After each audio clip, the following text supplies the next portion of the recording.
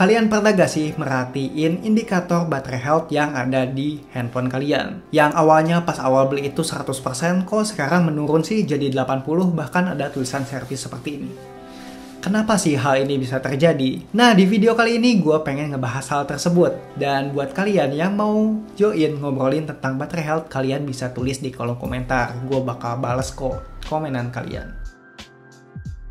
Sebelum kita ngobrolin tentang baterai health, kita cari tahu dulu definisinya itu apa. Baterai health merupakan fitur smartphone yang berfungsi sebagai indikator riwayat baterai. Apakah baterai di suatu device itu masih bagus dalam kondisi prima atau enggak? Dalam Android sebenarnya fitur sejenis ini itu ada, namun tidak ditampilkan secara gamblang. Nggak kayak Apple, ada menu khusus tersendiri. Ya, karena Apple menjaga kualitas produknya. Biasanya data ini berisikan data baterai seperti serial numbernya, voltase, jenis baterai, kapasitas, cycle, count, dan lain-lain. Dan kalau kalian pengen lihat secara lengkap mengenai baterai iPhone kalian, kalian bisa cek di Triutool Software.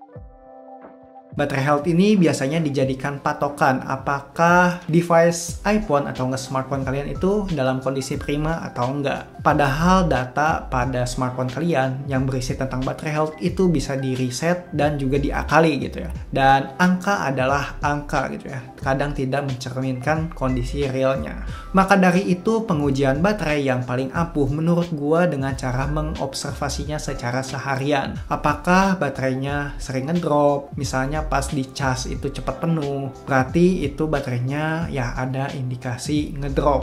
Sebenarnya kalau baterai ngedrop itu wajar sih. Yang pertama bisa karena faktor usia dan kualitas menurun, atau enggak baterai menggunakan baterai yang jelek atau enggak baterai abal-abal. Ya solusinya cuma satu sih, kalian harus ganti baterai dengan yang baru.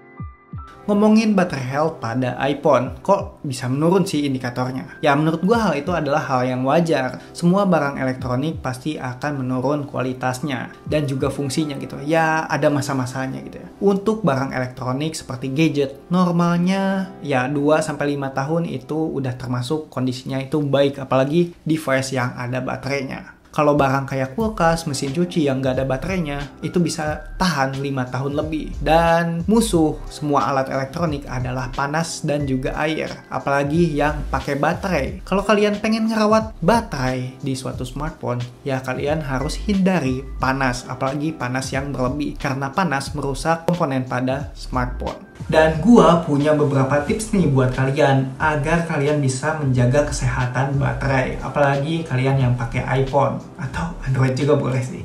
Yang pertama adalah menggunakan casan yang original. Kenapa harus original? Karena saat kita menggunakan casan yang original, itu sudah memenuhi standar dari device tersebut. Apakah itu kabelnya, apakah itu dayanya, adapternya itu seperti apa. Lalu outputnya, kadang-kadang kan output setiap adapter itu beda. Ada yang maksimal 15 watt, ada 18 watt, ada yang 30 watt, 65 watt, bahkan sampai 150 watt. Dan semua ini udah didesain oleh produsen handphonenya. Maka dari itu lebih baik kalian pakai casan ori dan yang benar-benar kompatibel. Kalau di iPhone, gue saranin kalian pakai casan original, baik itu kabelnya atau enggak adapternya, yang ada lisensi made for iPhone-nya, agar baterai health di handphone kalian itu lebih terjaga. Yang kedua adalah jaga suhu ruangan, apalagi suhu yang benar-benar panas gitu ya, bisa mematikan si smartphone tersebut gitu ya. Jadi untuk menjaga hal itu kalian harus menjaga suhu, baik itu suhu ruangan bahkan suhu si smartphone-nya. Apalagi misalkan kalian bekerja main game atau enggak pekerjaan berat, misalnya editing atau enggak ngerekam video. Ya kalau kalian udah menemukan panas di smartphone kalian, kalian harus istirahatkan terlebih dahulu. Walau handphone kalian ada teknologi smart cooling atau nggak liquid cooling, ya lebih baik kalian tahu diri aja, istirahatin handphonenya. Itu bisa menjaga baterai health di handphone kalian. Jadi kalian harus tahu diri untuk hal ini, apalagi buat kalian yang gamers. Mau nggak handphone kalian rusak baterainya, cepat rusak? Nggak mau kan? Ya.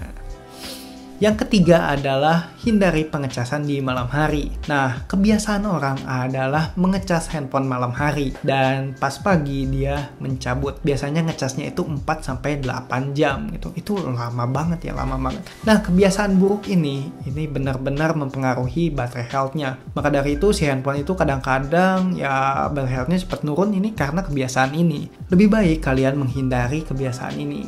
Biasanya handphone itu udah punya teknologi fast charging gitu ya. Jadi ya kalian nggak usah ngisi lama-lama dan si baterainya itu udah terisi penuh biasanya. Apalagi casan-casan sekarang udah canggih. Ada yang 15 watt, 18 watt, 30 watt, dan ada juga sampai 120 watt. 150 watt juga udah ada cuy. Itu cepet banget ngisinya. Jadi lebih baik kalian mengisinya isi sebelum si baterainya itu benar-benar nol. Dan kalian berhenti saat si baterainya itu 90% ke atas. Itu menurut gue kebiasaan yang baik seperti itu daripada kalian meninggalkan handphone kalian di kondisi tidur gitu ya. Apalagi 8 jam itu nggak boleh. Walau si handphone ini ada teknologi ngekat arus atau nggak teknologi canggih lainnya gitu demi keamanan baterai, ya lebih baik kalian kontrol secara manual juga, tahu diri. Kalau kalian sayang baterai ya kalian ngecasnya itu sewajarnya aja. Misalkan maksimal 1 jam ya udah sejam aja, jangan lama-lama. Ini demi menjaga kesehatan baterai handphone kalian. Yang keempat, kalian bisa optimalisasi software. Optimalisasi software di sini biasanya kalian mengatur kecerahan layar, wallpapernya, animasinya, lalu ada aplikasi-aplikasi pihak ketiga yang bisa mendukung hal ini. Ini kalian bisa optimalisasi. Jadi handphone kalian itu kerjanya itu nggak berat dan si handphonenya itu atau si baterainya itu bisa tahan lebih lama lagi. Dan kalau misalkan daya tahan baterainya itu bisa terjaga lama, otomatis ya kedepannya bakal lebih awet lagi si smartphone kalian. Kalian punya tips lain nggak sih terkait bagaimana caranya menjaga kesehatan baterai? Kalau punya, kalian bisa komentar di bawah. Dan thanks ya buat kalian yang udah nonton video ini sampai akhir. Semoga informasi yang gue berikan bermanfaat. Dan kalau ada yang mau didiskusikan, kalian langsung aja ketik di kolom komentar, oke?